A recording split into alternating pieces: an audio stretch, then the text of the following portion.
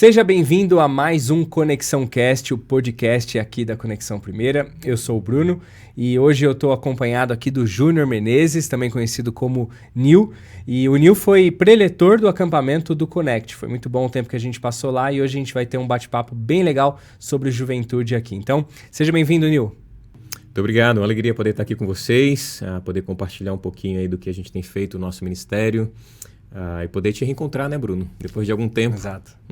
Legal. Hoje a gente vai ter um bate-papo muito legal sobre ministério com jovens, sobre juventude, sobre os dilemas e situações que os jovens passam, né? Uhum. E também algumas estratégias, aquilo que Deus tem usado vocês, né, como família, como tem usado também o PV, a instituição que você trabalha, né? Para alcançar, né, essa geração tão importante. E, bom, só para apresentar um pouco mais aqui o Nil, ele é casado com a Yael, também conhecida como Tutuca, né? É pai do Ben, da Zoe e do Adam. É formado em bacharel em teologia pelo Instituto Missionário Palavra da Vida. E é missionário com Ministério de Juventude já há 12 anos também no Palavra da Vida, né? Exato. Gostaria de acrescentar mais alguma coisa? Legal, é isso. Acho que a maior formação agora, nesse momento que a gente tem vivido, é ser pai. Sim, sim. É uma formação para a vida, a gente tem aprendido bastante. Tenho feito mestrado lá no Palavra da Vida ainda, nessa ideia de sempre estar aprendendo, Sim. né? Tá aproveitando a oportunidade que a gente tem de crescimento também nessa área ministerial. E é isso, basicamente. Legal. Bom, eu tive o privilégio de conhecer o Nil também em 2014, né? Porque estudei no mesmo seminário lá no Palavra da Vida Norte, né? E lá o Nil foi o meu primeiro orientador, discipulador ali no primeiro ano, né, de seminário, logo em 2014. Também foi meu professor da matéria de evangelismo e lá já trabalhava com o Ministério de Jovens, com o Ministério de Acampamento, né? E pude ter essa experiência de trabalhar ali junto contigo, né? E, bom, agora você tem continuado esse trabalho com o Ministério de Jovens, tem, na verdade, até ampliado ainda mais, né? Acho que durante o podcast você vai contando um pouco a trajetória de vocês nesses últimos anos, como vocês têm se capacitado, como que vocês têm pensado para o futuro, no alcance dessa geração. Mas para situar a galera que está nos ouvindo, eu gostaria que você contasse um pouco assim da sua trajetória e principalmente da sua trajetória como jovem também, né? Para talvez os jovens que estão nos acompanhando até irem se identificando aí, né, com os dilemas que você foi vivendo. Você me disse que você se converteu, né? Foi convertido na infância, né? Isso, foi isso mesmo? Exatamente. Entendi o evangelho ainda como criança. Meus pais, graças a Deus, me levaram desde cedo para a igreja. Minha mãe era crente na época. Meu pai ainda estava meio afastado, principalmente por causa do trabalho na época. Mas minha mãe era religiosa. Todo domingo a gente ia para o culto da escola dominical, toda quarta-feira no culto de oração. Então, para a gente, como criança, a gente cresceu nesse ambiente em que ir para a igreja era uma obrigação para a gente, né?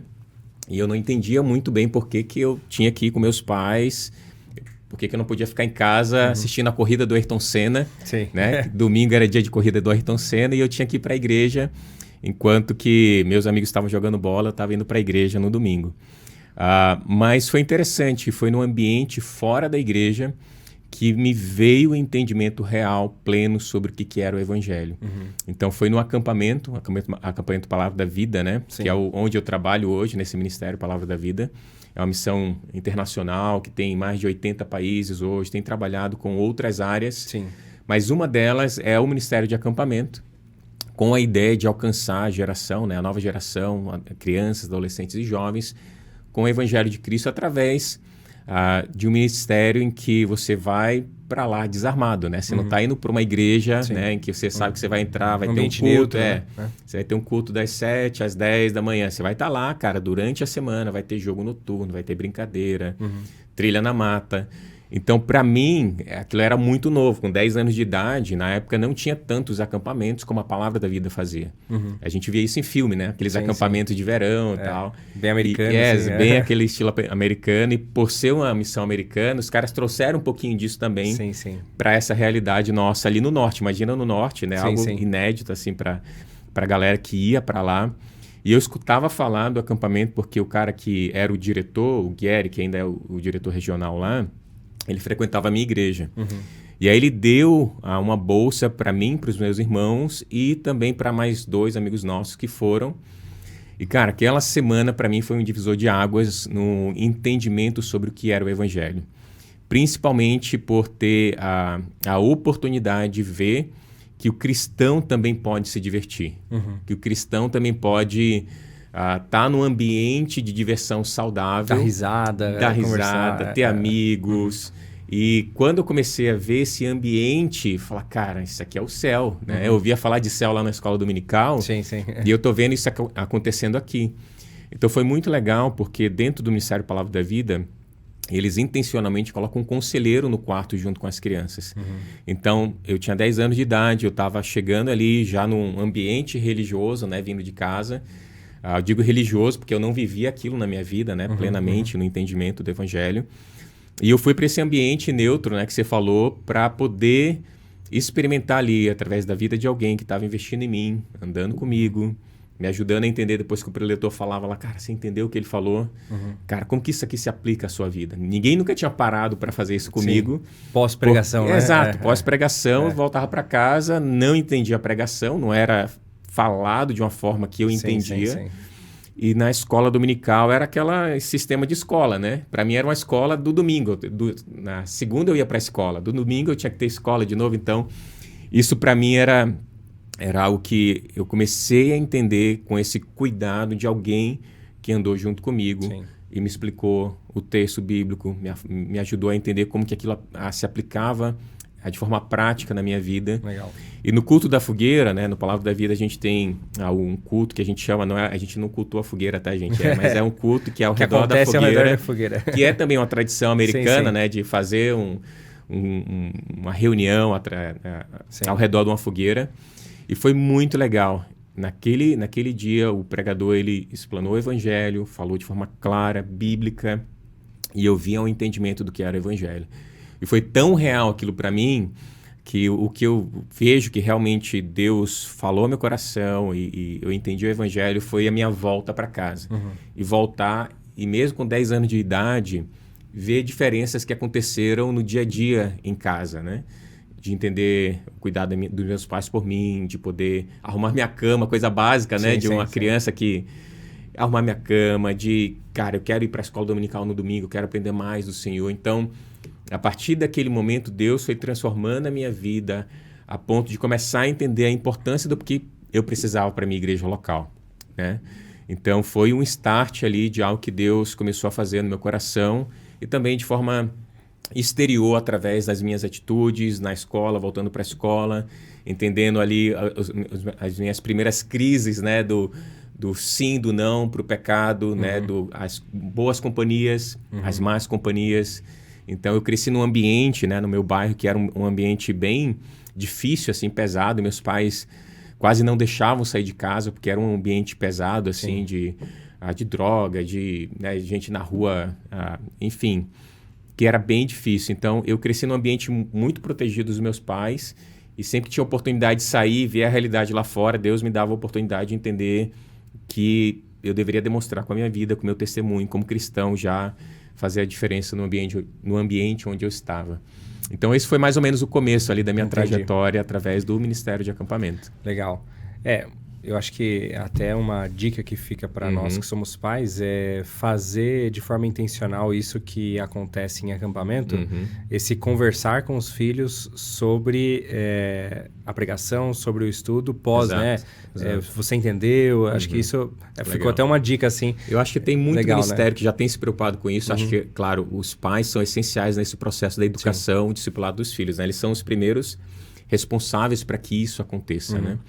Mas é legal a gente até entender como ministério de talvez crianças, adolescentes que não têm pais em casa, que não têm aquela referência em casa, que possa pensar, cara, como é que eu posso fazer isso na prática, né?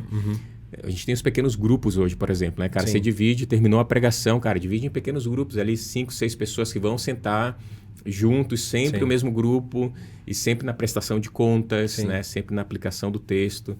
Eu acho que outra lição também é sobre como a gente pode pensar em como comunicar a palavra de uma forma que a gente consiga comunicar com cada faixa etária, né? Com cada geração. Eu lembro do Thiago Matos, a gente estava falando sobre ele, né, pastor da Rede, em que ele fala que ele faz questão de tirar as crianças no momento da palavra, não porque elas atrapalham a gente no momento do culto, mas porque às vezes a gente atrapalha elas, né? E a gente quer dar para elas a mesma oportunidade de entendimento como o adulto está tendo ali no culto, em que a gente traz ilustração, que a gente traz aplicação para uma realidade que é uma realidade jovem, de família. Sim. Então é interessante você pensar nisso, né? O acampamento acho que ajuda muito nisso, o acampamento acaba sendo pontual.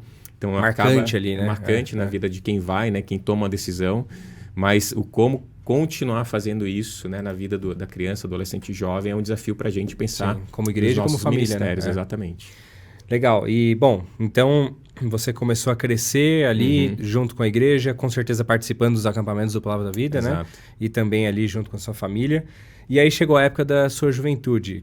Como que foi, assim, a época ali, principalmente ali nos 18 anos para frente? Quais foram os principais desafios que você lidava? E você já foi estudar no seminário nessa época ou não? Como é que foi? Legal. Eu acho que aqueles terríveis anos da adolescência, né? Que os pais... Eu tenho hoje orado por esses dias tenebrosos da adolescência que virão dos meus filhos, né? Sim. Mas o fato é que se a gente se preocupa antes nesse processo, né? Na educação, no cuidado...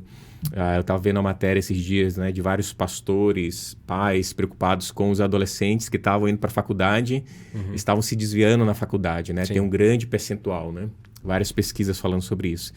Mas o fato é que antes já esse cara já estava afastado de Deus, já estava longe de Deus, o coração não estava ali, né? E talvez um coração mais religioso do que talvez com 18 anos ele só ganhou autonomia. Exato, para colocar para fora o que estava no coração. Então, no meu caso, eu acho que foi bem isso, né? O investimento dos meus pais, o entendimento do evangelho ali naquela fase, a próxima fase da adolescência foi... Eu acho que um envolvimento muito grande com o que estava acontecendo na igreja local. Então, eu tocava no grupo de louvor. Meu sábado era ir para a igreja, ensaiar, passar tempo tocar ali, à noite.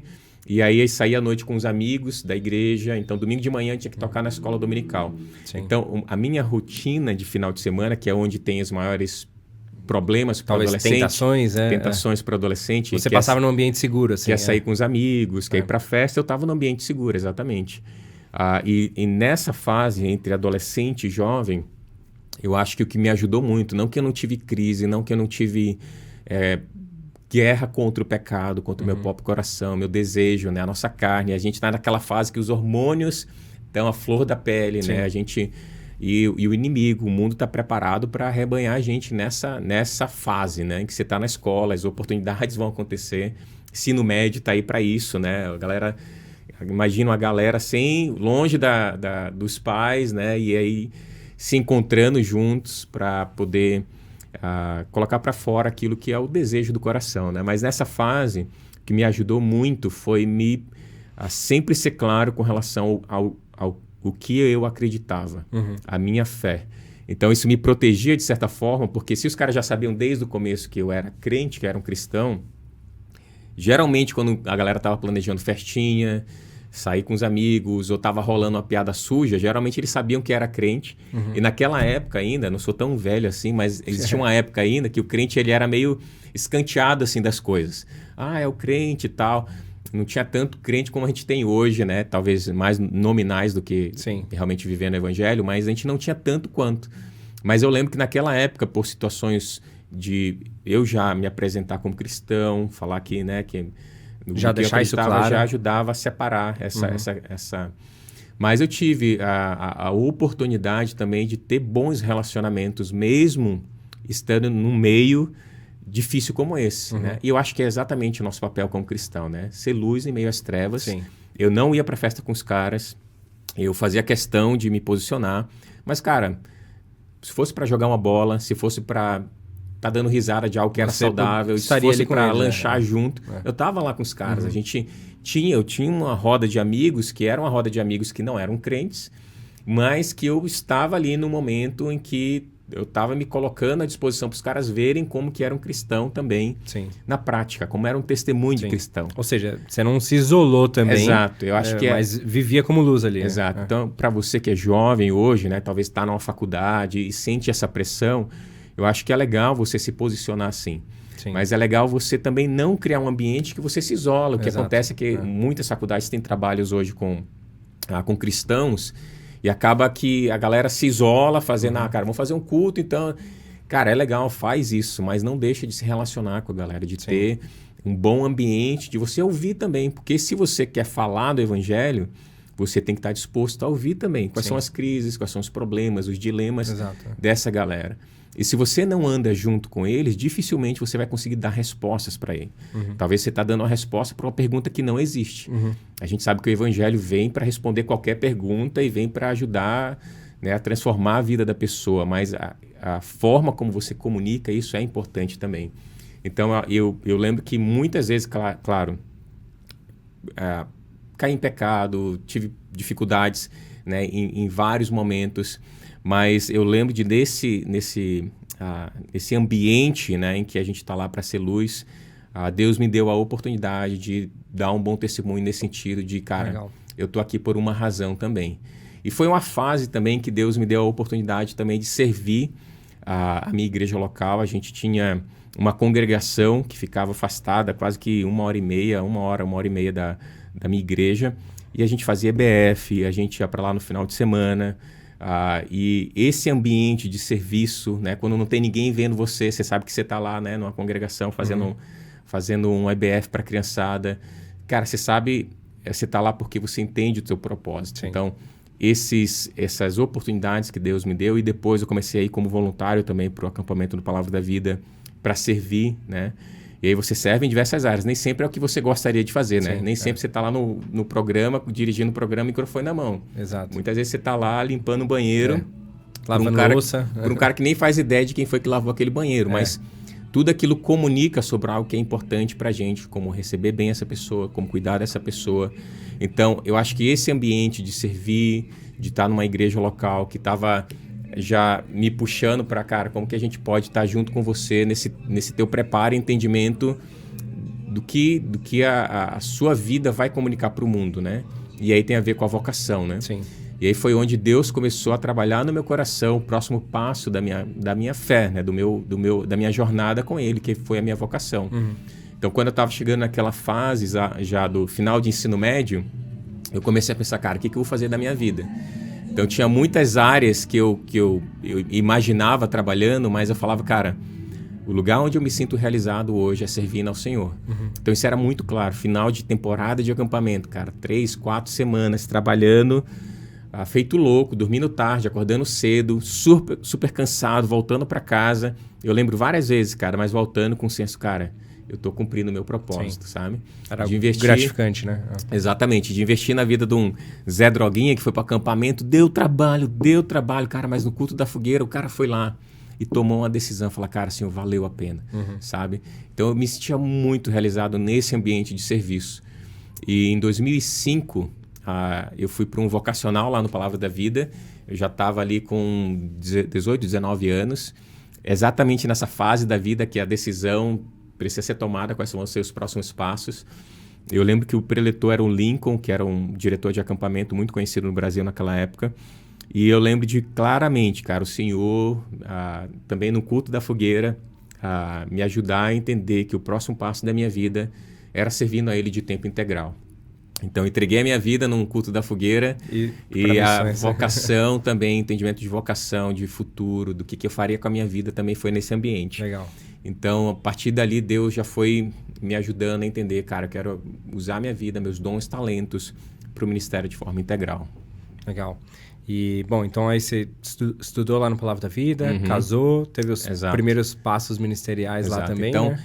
E o que é legal para mim é isso, que o meu ministério hoje, né, a vocação, tudo que acontece hoje tem muito a ver com o que aconteceu nesse ambiente do Palavra da Vida, né? Então, eu voltei depois, em 2007, para estudar lá. Fiz 4 anos de seminário. Na época, eram 5 anos. Sim. 4 anos era o bacharel. E aí, você tinha um ano que era um ano de estágio. Eu fiz lá no Palavra da Vida Sul, que tinha um ministério muito forte, o acampamento na época. E a gente já foi casado, né, com a minha esposa, já estava lá. A gente casou, começou um relacionamento. Ela também é apaixonada pelo ministério, entendendo o senso de vocação dela. Oramos juntos.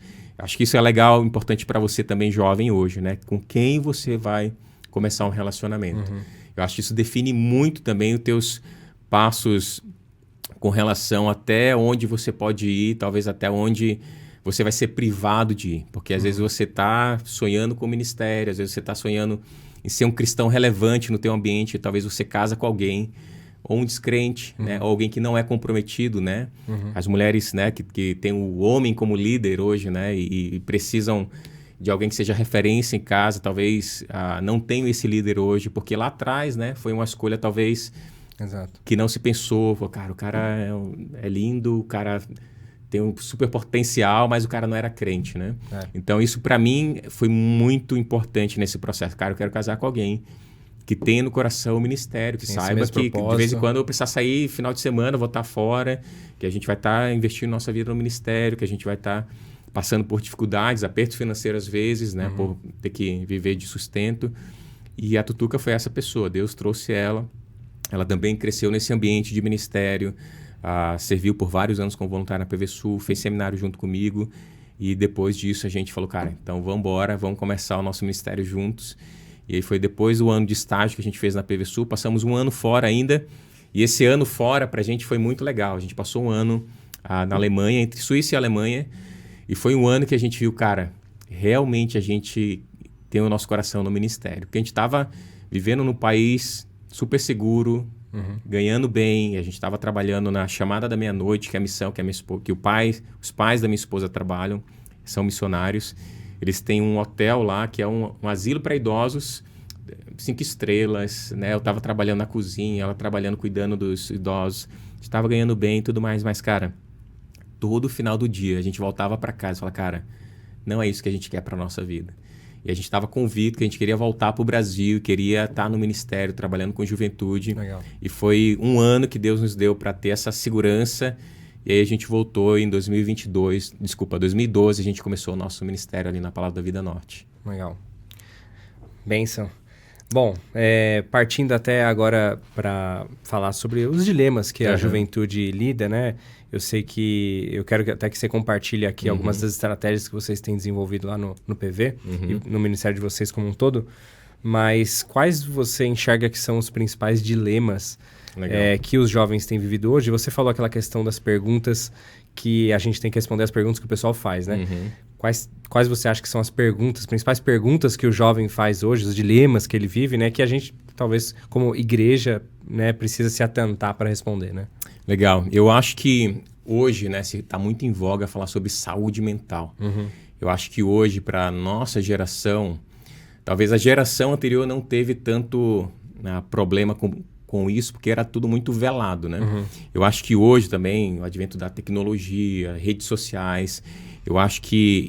E a gente vive numa loucura. A nossa rotina não é mais a mesma, né? Sim. A gente quase que vive 24/7 hoje, 24 horas por dia, 7 dias por semana, trabalhando, estudando. E essa galera hoje, né, os jovens que passaram por tudo isso e sobreviveram, eles têm uma pressão muito grande, né? A galera que está indo para a faculdade, que está tomando as decisões, as maiores decisões da vida nesse momento, não tem maturidade ainda para lidar com isso. Antes, nossos pais, avós, né, talvez avós não iam para a faculdade porque ainda não tinham tanta... acesso a uma faculdade. Mas talvez nossos pais, talvez a geração um pouquinho de transição ali, iam para a faculdade com, sei lá, 20 e poucos anos, né? Iam mais velhos para a faculdade. Sim. Então, eles tinham mais maturidade para lidar já com a decisão.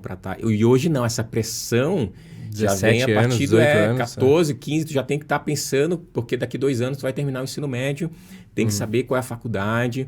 E às vezes a pressão do pai de querer que ele faça tal faculdade. Tem muitos jovens que às vezes entram numa faculdade, acaba trancando, faz outra, porque... É muito comum isso acontecer, porque eles se arrependem depois por uma decisão que foi tomada no momento que eles não tinham maturidade para fazer isso. Sim. E isso é só uma das camadas hoje que a gente pode pensar em que o adolescente sofre uma pressão muito grande entrando nessa fase da juventude, né? Então, essa questão da saúde mental, acho que o que a gente vive hoje na juventude, né, já pensando na próxima fase, é um reflexo do que aconteceu numa geração anterior, que queria dar tudo para os seus filhos, né? E isso foi muito legal, porque a gente vê os baby boomers ali, os mais velhos, né? Eles, cara, trabalhavam, iam para a roça, e aí a próxima geração já era uma geração que tinha mais condições, que tinha um emprego, mas às vezes 2 ou 3 para poder manter a família. E essa geração falou, cara, não, meus filhos não vão precisar ter isso. Não vão passar por esse perrengue. Eu quero dar para os meus todo, filhos aquilo que eu não tive. Sim. Então, a gente criou uma geração que a gente vê o reflexo hoje de uma geração que é melindrosa, que tem um conhecimento superficial das coisas, né? Apesar de ter muito acesso à informação, mas que é uma geração que vive nessa crise, né? Eu acho que a saúde mental é um desses sintomas, né? De que, cara, tem tanta coisa acontecendo ao mesmo tempo. Né? Você vê, eu estava pesquisando esses dias sobre a questão da rotina dessa galera, né, cara? Eles não param, porque o pai quer dar o que não teve, aí... Quer dar um curso de inglês. Exato, coloca o filho no ensino integral às vezes, né? O filho passa o dia na escola, e quando volta tem aula de música, aí final de semana tem judô, tem futebol, e cara, essa criança não tem um momento para parar, um momento de silêncio, para parar, para... Lembra a nossa geração de sair na rua, ralar o joelho, subir em árvore? Não tem mais. Primeiro porque vive em prédio hoje, vive, né, nas grandes cidades. E hoje essa crise, né, que eles têm vivido, da saúde mental, é muito claro isso, né? Então a depressão, né, você vê, cara, hoje a quantidade de adolescentes sofrendo depressão, a gente tem ido em várias igrejas dar treinamento para a nova geração. E de vez em quando eles trazem os adolescentes ou os mais jovens para ouvir um pouquinho do treinamento. E a gente fala, cara, para os mais velhos, quem ouvia falar sobre depressão na sua época na escola? Ninguém levanta a mão. E os adolescentes, hoje, quem não tem depressão na escola? Eu falo, 2 ou 3 na escola não tem depressão. O resto todo mundo... E, cara, e aí você entra numa rotina de tratamento. Como tratar isso, né? E as medicações que são dadas para esses adolescentes numa fase que eles estão em formação, né? Então, cara, e o quanto que isso vai afetando o crescimento, né, e a saúde mental dessa galera. Então, a taxa de suicídios, né, você vê que tem crescido hoje entre os adolescentes, entre os jovens. E, infelizmente, a gente, como igreja, muitas vezes não está preparado para lidar com isso. Porque a gente vê, né, isso não só em adolescente, nos jovens hoje. Vários pastores hoje, né? Não sei, Bruno, se tu tem acompanhado isso com os pastores, mas a quantidade de pastores que tiraram a sua própria vida por essa vida de pressão, até ministerialmente falando, que te traz essa realidade que está acontecendo no mundo aí fora para o nosso meio até, às vezes, ministerial também. Essa pressão, essa rotina, né, com os nossos próprios filhos, né, filhos de, talvez, que são pastores hoje, que foram filhos de pastores que estão trazendo a mesma rotina ou vivendo a mesma pressão que os pais, né, viveram. E a gente não consegue hoje, né, talvez, ter um equilíbrio nesse sentido, né? E tá aí o desafio para a gente pensar em como ajudar essa juventude hoje a olhar para a sua rotina, né? E falar, cara, eu posso descansar em Deus, eu posso, talvez, passar mais tempo, né, procurando a vontade de Deus sem precisar viver uma vida ansiosa, né? E a ansiedade hoje, né, não é mais pecado, né? Ansiedade hoje como você lida com isso hoje se tornou mais banal, né? Exato. E às vezes você trata isso na igreja de uma forma muito superficial. E é uma crise muito presente na vida dessa galera. É uma crise, por exemplo, às vezes na igreja a gente chega e fala, não, você não pode ficar ansioso. O não pode? E aí? Mas como que eu lido com isso? Né? Ele já está ansioso. Como ele lida com ansiedade que vai demonstrar se ele está pecando ou não, se ele está entendendo a vontade de Deus para a vida dele ou não. Porque isso vai acontecer. Né? Nessa rotina que a gente está falando, apresentando, você que está escutando a gente sabe muito bem disso. Você está vivendo isso, você às vezes está escutando... A gente não tem mais tempo hoje para parar e escutar um podcast. A gente tem que escutar Talvez um podcast tem gente enquanto você está indo no carro, você está na é. academia. Exato. Enquanto você está fazendo outra coisa. Porque não tem, cara, vou parar agora, eu vou abrir minha Bíblia, fazer meu devocional, enquanto eu escuto um podcast, cara. Exato. Na nossa rotina isso não existe. Eu estava conversando com a minha esposa esses dias, que eu estava na semana do mestrado, pegando trem, metrô todo dia. E eu aproveitava, eu pensava, poxa, como que eu posso aproveitar essa 1 hora e meia para ir, para voltar? Eu vou aproveitar lendo, e aí é tão frenético assim que eu pensava, quando eu estiver dentro do trem, eu vou ler. Quando eu estiver em trânsito de uma estação para outra, eu vou mudar para outro aplicativo e vou para o podcast, para tentar aproveitar cada momento assim. Só que daí era tanta informação que minha cabeça...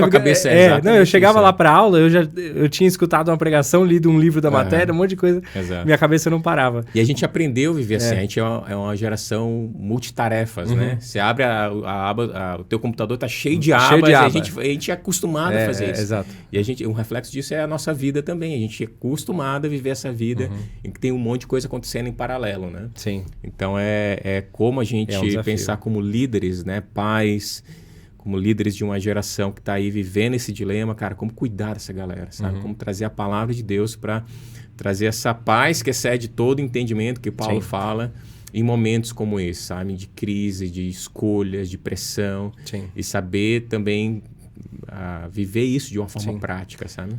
Um outro assunto que eu queria tocar, além dessa parte da nossa vida frenética e de desafios emocionais, a parte da juventude, como você falou, é uma parte de muitas escolhas, né? E escolha de faculdade e tudo mais. E a maior, assim, não sei a maior parte, mas muitas pessoas quando vão para essa parte da faculdade e para o mercado de trabalho, acabam se desviando da fé, né? Então, eu estava vendo um dado que foi postado sobre... que foi dito lá na conferência do Lausanne, né?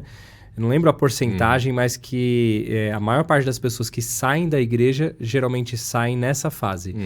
Quando virou jovem, ganhou autonomia, tirou a carta de motorista, a pessoa decide não mais acompanhar o pai no culto. Decide não mais... Tipo, antes ela ia obrigada, depois ela não é mais obrigada, daí sai. Sim. Então, é uma fase onde a maior parte das pessoas que saem da igreja saem nessa fase de vida, né?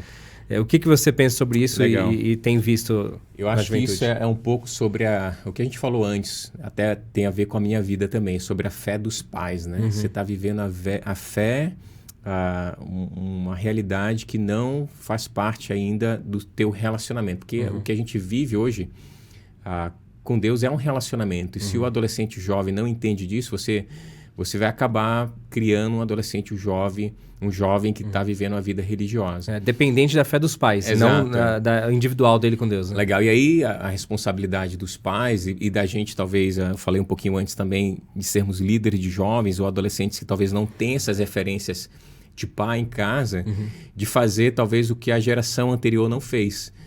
Eu sempre gosto do Salmo 78, que fala exatamente um pouquinho sobre isso, né? Sobre como uma geração é responsável de passar para a próxima geração os conhecimentos, né? O conhecimento de quem é o Senhor, dos seus grandes feitos, é o que Asaf, né, o salmista, vai falar.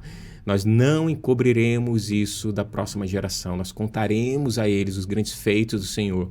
Então, aí você, na história de Israel, você vê essa ida e vinda do povo que às vezes estava entendendo a importância do relacionamento com Deus. A geração seguinte. E a geração seguinte, eles não passavam isso adiante, não tinham cuidado com a próxima geração.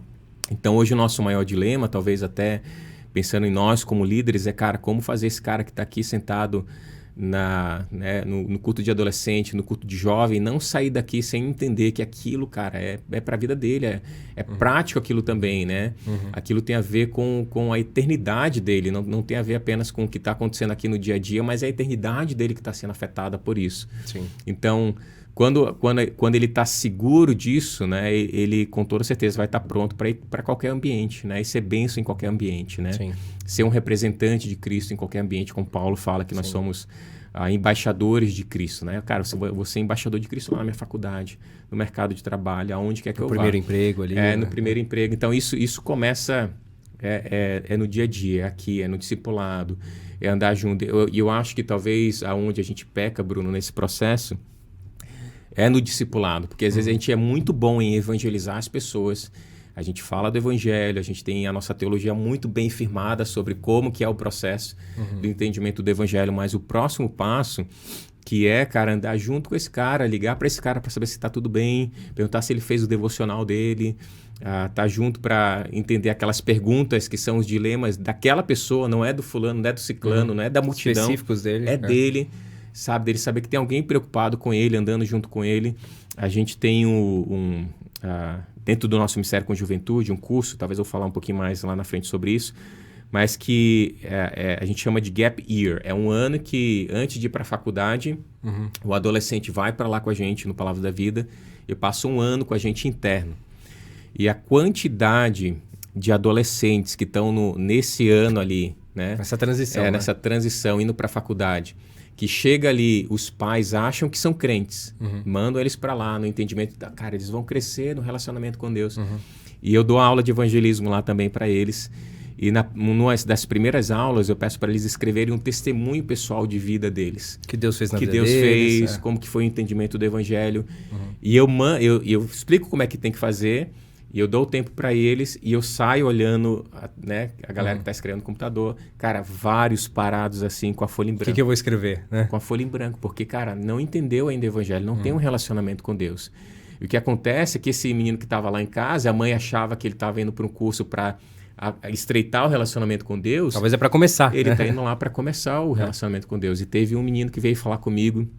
A gente já estava na fase final da aula de evangelismo, do módulo de evangelismo. Ele falou, e a gente tinha... A prova era, ele tinha que evangelizar entre eles ali, né? Eles tinham que criar um plano de evangelismo e numa conversa, né, interagir e explicar o evangelho. Sim.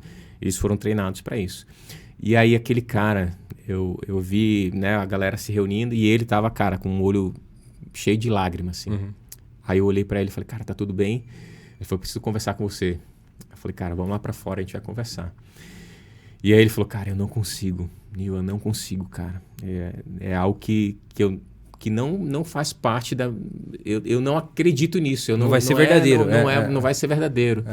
Eu falei, cara, então o que tu precisa é entender o evangelho, né? O evangelho não faz parte da tua vida a ponto de tu conseguir compartilhar coração isso. Ainda. Né? E tu não pode compartilhar sobre algo que tu não vive, não tem, né? E foi exatamente o que aconteceu. Aí o pai, o discipulador dele, né? Eu coloquei ele na conversa, a gente andou junto, a gente conversou. E algum tempo depois o discipulador falou que ele tomou uma decisão. Então a gente vive num ambiente que a gente acha... que os nossos adolescentes estão entendendo o evangelho. A gente acha que eles são crentes, né? Às vezes os jovens já estão numa fase de vida mais maduras.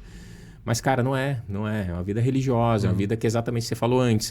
Você deu a oportunidade, a autonomia para ele, o cara vai viver a vida dele. Talvez ele até aprendeu alguma coisa moral, virou, né? Moralmente eu sei o que eu posso ou não fazer, tudo. Exato. Mas não é que o evangelho está no coração dele ali, né? Exato. Então isso acaba sendo para ele um aprisionamento, né, do que realmente algo que traz liberdade, que ele tem um entendimento do porquê, né, da razão disso. Então, se é uma prisão, no momento que esse cara tem a chave da prisão, o cara vai sair. Exato, quando ele ganhar autonomia. E outra, né, a gente considerar também que o evangelho, ele é uma semente plantada, né? Então tem gente que talvez ouviu o evangelho aqui e vai viver a vida lá fora e no momento certo, né, vai gerar frutos, no momento certo, talvez...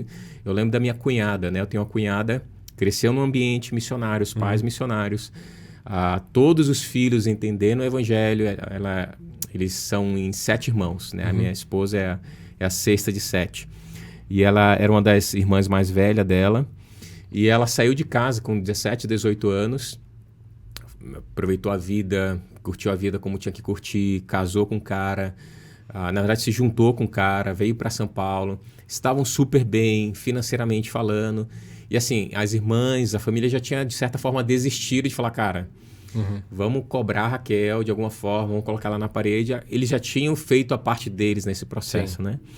E aí, anos depois, cara, a Raquel voltou em casa para tirar um tempinho de férias com a família, com os pais, e ela em casa lendo a Bíblia que estava do lado da cama, ela decidiu ler a Bíblia ali, abriu em Romanos, né, e lendo ali Paulo falando sobre, né, a transformação de vida que o Evangelho traz, o que é o Evangelho, né, e aí, cara, ela vem, né, de uma forma natural ali, sem alguém do lado dela, ela se derrama em lágrimas e chama a mãe, conversa com a mãe, explica e pede perdão por tudo que aconteceu nos últimos anos, se arrepende. Ela nem queria voltar para casa, de tão envergonhada que ela estava. E aí, nesse processo, o meu cunhado ligou para casa para falar com o marido dela, o cara que estava juntado com ela, explicou o que estava acontecendo, falou que ela entendeu o evangelho, falou que, inclusive, ele precisava também, né, repensar a vida dele, sobre como que eles estavam lidando com a vida e tudo mais, que a Raquel estava tentando entender o que ela ia fazer em seguida. E acho que na 2ª ou 3ª vez que ele ligou para conversar com o marido, para explicar como é que estava a situação, aí o Éden, meu cunhado, falou, cara, eu vou pregar o evangelho para esse cara. Ele pregou o evangelho pro cara, o cara entendeu o evangelho. A minha cunhada voltou para casa, eles casaram, começaram a frequentar uma igreja que acompanhou eles, começou a cuidar deles. Ele já estava numa fase que ele estava muito bem de vida, empresário e tudo mais. O cara decidiu largar tudo, largou tudo, porque a rotina dele estava tão corrida que ele não estava tendo tempo com a esposa. Sim. Tiveram vários filhos, eles estavam pensando em ter filhos. Cara, se mudaram, foram para a Alemanha. Ele está trabalhando lá numa cozinha agora de um chefe lá. Sim. Mas realizado, super bem, com a família. Os dois entendendo, né, a função deles como marido, como esposa, de uma forma bíblica. Legal. E tendo uma família com filhos, crescendo num ambiente saudável. Isso aconteceu depois, né? Assim, uma semente foi plantada. Anos depois a semente foi plantada também. Então, às vezes, não dá para categorizar todo mundo também. Tá saindo da igreja, foi para a faculdade, se desviou, vai para o inferno. Cara, se você pregou o evangelho enquanto ele estava aqui, né, e a nossa responsabilidade é essa como líderes, como pais, filhos que vão se desviar, vai acontecer. Mas a nossa responsabilidade, cara, enquanto eu tiver tempo, enquanto eles estiverem debaixo da minha tutoria, da minha guarda, debaixo da minha liderança, eu vou fazer minha parte, eu vou pregar. É aquela questão que Deus não espera de nós os frutos, mas a fidelidade. Exatamente. Ali, né? E Ele vai dar os frutos no fiel, tempo dele, né? Exato. Seja fiel naquilo que Deus te deu. E se esse cara foi para uma faculdade lá, em algum momento ele vai voltar, que seja, né? Mas a nossa segurança precisa estar nisso. Se a gente está fazendo a nossa parte, vai acontecer. Mas cremos que Deus também é um Deus que vai continuar, né? A obra é dele, a gente é usado por isso, para que isso aconteça. Muitas vezes não vai ser no nosso tempo, né? Sim. Bom, você citou um pouco das estratégias ali de cursos, né? Que o Palavra da Vida oferece, tudo para poder alcançar essa geração, mas além dessa, tem outras estratégias. Eu queria que você comentasse comigo um pouco sobre acampamento, né? Tem também o Ministério com Igreja Local e algumas outras estratégias que o PV e que vocês têm desenvolvido, né? Para poder alcançar essa galera, né? Legal. Eu acho que acampamento é o que mais faz parte da minha realidade, né? Eu expliquei um pouquinho sobre como foi meu entendimento de vida com Deus, de vocação nesse ambiente. Então, é uma ferramenta muito legal que você, como líder, que você que está pensando, né, em trabalhar, talvez você é pai, né, cara, manda o teu filho para o acampamento, deixa ele ir, passar esse tempo longe de você, né, é um ambiente, né, escolha um acampamento também que tenha uma boa referência, que seja uma boa referência, e a Palavra da Vida tem feito isso, é um ministério que a ideia é exatamente levar esse jovem, esse adolescente para lá, poder passar uma semana no lugar em que ele vai ouvir da Palavra de Deus, de uma forma contemporânea, que ele possa entender, né, e que ele possa ser impactado por isso, com uma equipe treinada, né, uma equipe que já está sendo treinada no processo, cada um envolvido em um setor diferente para fazer esse acampamento acontecer, com um conselheiro, né, que a gente entende a importância do conselheiro bíblico nesse processo de acompanhamento e discipulado, mesmo que por um tempo temporário, né, um tempo que ele vai passar ali. Então, é um investimento realmente pensando no adolescente que precisa entender o evangelho, que precisa ter um entendimento do que é vida com Deus, né? E esse ambiente de acampamento é muito legal. Então, a Palavra da Vida já tem trabalhado, tem temporadas que acontecem em julho e janeiro, né? Temporada de verão, temporada de inverno. Então, você pode entrar no site lá, ver. E é muito legal. Suspeito para falar porque eu amo acampamento, mas é um ambiente muito legal que Deus tem usado como ferramenta. E que pode ser bem marcante, ali, um ponto de mudança ali na vida da pessoa. Né? Exatamente. Então pense aí, você que é líder, que você também pode usar essa ferramenta no teu ministério. E Deus também está usando a igreja aqui para fazer isso acontecer, né, através do ministério com adolescentes e com jovens. E ainda mais se isso está ligado à igreja local. Né? Nós somos uma organização para-eclesiástica que dá todo o suporte para a igreja local. A gente quer que aconteça no nosso acampamento Palavra da Vida, mas que essa galera vá para a igreja local, o próximo passo, né? Mas se você já tem isso na igreja local e já faz isso conectado com o ministério que está acontecendo, melhor ainda, porque você tem os frutos acontecendo. A continuidade, né? Terminou a temporada, você já sabe quem tomou uma decisão, né? O cara que talvez vai ser um vocacionado, que vai entender, talvez, ministério de forma integral. Pessoas que vão começar a servir, né? Servir, isso, exatamente. Então, esse ambiente de acampamento é muito legal nesse sentido. Um outro ministério que a gente chama de Ministério com a Igreja Local, que a ideia é treinar líderes que estão trabalhando com juniores, adolescentes e jovens. A gente dá um treinamento, e é um treinamento muito completo. A gente fala desde o perfil da nova geração, né, de cada geração alfa, geração Z, dependendo da geração que você está trabalhando. E a gente tem um treinamento que vai falar desde o evangelismo relacional até o discipulado prático. Como que a gente lida com isso nos nossos ministérios. E aí, a partir desses fundamentos, a gente tem a parte prática, que é o nosso programa. A gente tem um programa que a gente sugere para a igreja poder utilizar, e esse programa ele é baseado nesses fundamentos.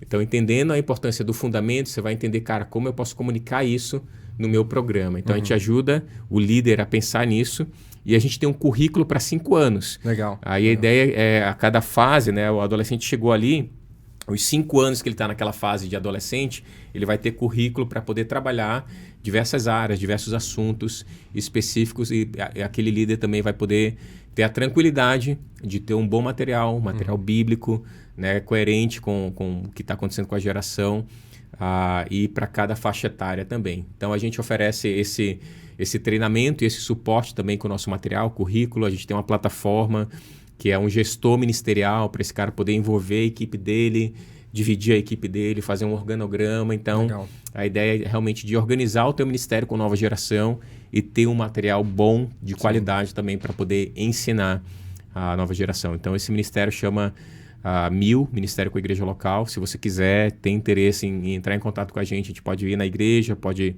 ajudar você a treinar a sua liderança. E o terceiro é o cursos, que a gente chama de CLD e CLJ, que é curso de treinamento em liderança, que é aquele gap year que eu falei, que o cara passa 1 ano lá com a gente. Antes de ir para a faculdade. Antes de ir para a faculdade, a ideia é exatamente essa. Então, os pais que são crentes, que estão entendendo essa pressão de talvez não mandar o filho, manda o filho vai perder 1 ano. Cara, deixa o teu filho entender um pouquinho mais quem ele é. Deixa ele entender quem é Deus, né? E como que isso vai se ajudar ele a dar os próximos passos. Esse ano pode ser essencial ali. Exatamente. Né? Então, naquele ano, o cara vai estar perdido, né? Investindo tempo lá, conhecendo a palavra de Deus, tendo um discipulador que vai andar com ele durante todo o ano para ajudar nas crises, nas decisões. Então, esse curso que a gente oferece é internato, o cara vai para ficar lá. Ele tem vários treinamentos, né? Eu falei um deles que é evangelismo. Então, eles são preparados para ir nas igrejas locais, para entender a importância do serviço, servir uma igreja local e poder voltar para casa entendendo qual que são os desafios lá fora e estar preparado para isso. Sim. Então, chama curso de treinamento e liderança, CLD. E o CLJ, que é quase que um segundo ano do CLD, que é mais voltado para o cara que entendeu, beleza, fiz aquele ano, entendi mais do Senhor e eu quero, cara, me envolver com a igreja local quando eu voltar e trabalhar na minha igreja local com juventude. Então, curso especificamente para líderes de juventude. Legal. Então, tem assuntos específicos, como você montar um ministério que vai ser relevante aonde você está inserido. Então, é o segundo ano que a gente chama de CLJ. Então, são 2 possibilidades também que a gente tem de ministérios ali. Legal. Bom, para a gente concluir, eu tenho 2 perguntas que eu queria fazer para você, para ser, na verdade, 2 conselhos, né? Legal. Para os jovens que estão nos acompanhando, nos assistindo aqui. A gente teve recentemente o nosso acampamento do Connect, né? Que você foi preletor. E você esteve falando lá sobre maturidade. Eu queria te perguntar isso. Quais conselhos você daria para o jovem que quer crescer em maturidade? Conselhos práticos que ele pudesse colocar ali na vida dele para ele crescer em maturidade e ser um cristão mais parecido com Cristo e mais maduro. Legal. Eu acho que, em primeiro lugar, você ter um mentor, cara. Alguém que vai andar junto com você. Você pode chamar de discipulador, de mentor, mas tem alguém mais maduro em uma fase 1 ou 2 passos à frente que você te acompanhando nesse processo. Para você poder prestar contas, para você poder ser acompanhado, para você entender como que funciona na prática, como é ter um relacionamento, como é cuidar de uma família. Porque às vezes no ambiente de igreja, né, falando de forma generalizada sobre assuntos como família, relacionamento, a gente às vezes não consegue ter tanto... ser tão relevante como andar junto com alguém. Ou até tratar sobre temas específicos. Exatamente. Ali, né? Então, procure alguém para andar juntos, né? 2 Timóteo 2:2, né? Quando Paulo fala ali da experiência dele com Timóteo, né? Alguém mais velho, alguém mais experiente, andando com Timóteo, que estava, né, começando o seu ministério. E Timóteo já tinha aprendido de Paulo, já sabia de Paulo. E Paulo, ele fala, cara, instrui também homens que vão continuar replicando isso na vida de outras pessoas. Então, não é um processo que acaba. Paulo não investe na vida de Timóteo para que ele seja um bom pastor e ponto. Não, Paulo fala, cara, você aprendeu de mim, né? Você andou comigo, né? Eu te dei todas as instruções possíveis para que você entendesse a importância do teu relacionamento com Deus, do teu ministério. Faz isso também na vida de outras pessoas. Investe na vida de outras pessoas. E mesmo Timóteo sendo jovem, né, para aquela cultura, para aquela época, Paulo, ele instrui ele para que ele continue fazendo isso. Então, acho que é muito legal você pensar em alguém que possa investir na sua vida, andar junto com você poder confessar pecados, você poder abrir o coração no ambiente seguro, né, em que você possa ter alguém que vai ser para você esse referencial. Legal. Eu acho que, em segundo lugar, cara, se envolva com a tua igreja local. Né? Seja parte do que está acontecendo na igreja local. Não terceirize a responsabilidade de pregar o evangelho, de fazer discípulos para o teu pastor, para o missionário. Se envolva com o que está acontecendo na igreja local. Às vezes, talvez esse ambiente que você está hoje não seja o mais favorável para isso, de serviço, talvez já tenha muita gente fazendo tudo. Cara, mas se coloca à disposição, fala o que eu posso fazer para ajudar de alguma forma. Tenho certeza que se procurar o Bruno para conversar, vai ter serviço, vai ter coisa para fazer. O Bruno, compartilhando um pouquinho do testemunho dele, falou que ele chegou aqui para servir no estacionamento, tirando xerox para o pastor, ajudando no que tinham oportunidades, e hoje está liderando a juventude. Então, cara, constrói esse ambiente que você possa usar teus dons, talentos, teu serviço, entendendo a importância de pessoas, servir pessoas, né? Tá cuidando de pessoas e servir a Deus através disso, né? Honrar a Deus através daquilo que Ele te deu como responsabilidade. Legal. Bom, a última pergunta era até envolvida com esse assunto de se envolver, porque eu sei que tem muitas pessoas, talvez até pós-acampamento agora, ouviram sobre maturidade e tudo mais, estão com esse desejo de se envolver mais, né? Mas talvez encontram alguns obstáculos. Você me conheceu na fase bem tímido, né? Ali com 17 anos, quando eu cheguei no seminário. E eu tinha muitas limitações ali por causa da minha timidez que eu tive que ir vencendo, né? Mas algumas pessoas lidam com a timidez, outras pessoas talvez... ali não conseguem visualizar ainda quais são os seus dons, quais são os seus talentos, né? Talvez não procuram os líderes ali para falar, para visualizar uma área que podem servir. Quais outras coisas você poderia dizer de conselho para uma pessoa que ela quer se envolver, mas assim... não pode perder esse time aí. Talvez recebeu esse incentivo no acampamento, a gente tem falado sobre maturidade... mas ela precisa agir hoje. O que talvez ela pode fazer para vencer esses desafios e de verdade se tornar uma pessoa ativa ali na igreja? Eu acho que os pastores hoje da igreja, o Bruno, né, com a equipe pastoral, eles não conseguem pensar da forma que você pensa. Talvez você hoje, como jovem, você pode pensar em áreas na igreja que não existem hoje, ainda, talvez né? projetos que não existem hoje, que você pode ser a solução. Então, nem sempre você precisa se envolver com alguma coisa que já existe. Então, cara, talvez você é bom em uma área que talvez a igreja não tenha ainda, que não está acontecendo na igreja. Fala, cara, deixa eu montar um projeto, gaste um tempinho, coloca isso no papel. Cara, eu gosto de esportes, cara. Tô vendo que na igreja não tem nada na área. Tenho formação, amo fazer isso. E eu quero cuidar, né, de pessoas através desse ministério. Cara, monta um projeto, né, trabalha, apresenta para o pastor, apresenta para o Bruno, fala, cara, o que você acha da gente montar um projeto? E vem assim com o coração humilde também, não achando que talvez você já vai ser com projeto aprovado, verba para isso, mas vem com o coração aberto, cara. Apresenta teus projetos, apresenta como que você pode se envolver. É legal você ter essa iniciativa, né? Geralmente o que acontece na igreja é que a gente procura pessoas para trabalhar. Se você tem sentido isso, né? Que, cara, quero servir, quero trabalhar de alguma forma, e já tem gente trabalhando em diversos, né, lugares na igreja que não tem mais espaço, pense em como você criar algo novo para poder continuar fazendo o mesmo propósito. O propósito é expansão do reino, é pregar o evangelho. Então, cara, o que eu posso fazer, né, meus dons e talentos para que isso aconteça? Legal, bênção. Nil, obrigado por esse tempo aqui, foi muito bom ter esse bate-papo. Eu acho que foi bem bom também para os ouvintes, né? Foi muito edificante, porque a gente pode não só entender um pouco mais do panorama dessa geração, jovens, os dilemas que vive, né? Legal. Mas também para o próprio jovem pensar em coisas práticas que ele pode fazer, não só para vencer as tentações que vive, né? Mas para se colocar de forma ativa ali no ministério, talvez começar a discipular pessoas, como você falou, né? E isso que você falou de a gente valorizar quem investiu na gente, para a gente também investir em outras pessoas, acho que é o principal, né? A gente não ser apenas abençoado, mas se colocar à disposição de Deus para abençoar outras pessoas, né? Exatamente.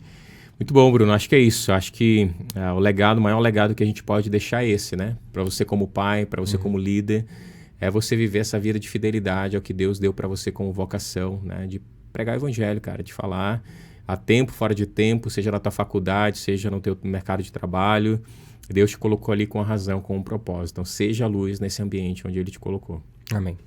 Bom, obrigado, que Deus te abençoe, Valeu. abençoe sua família também, ministério. E obrigado você também, nosso ouvinte aí, por acompanhar todo esse episódio e também todos os outros que a gente tem lançado até aqui nesse canal. Que Deus abençoe muito a sua vida, que você possa também interceder e orar pela juventude de hoje, pela juventude do amanhã também, investir nessa juventude e que todos nós possamos nos colocar à disposição do reino de Deus. Que Deus te abençoe, compartilhe esse episódio com outras pessoas, acompanhe aí os outros vídeos do canal e até a próxima.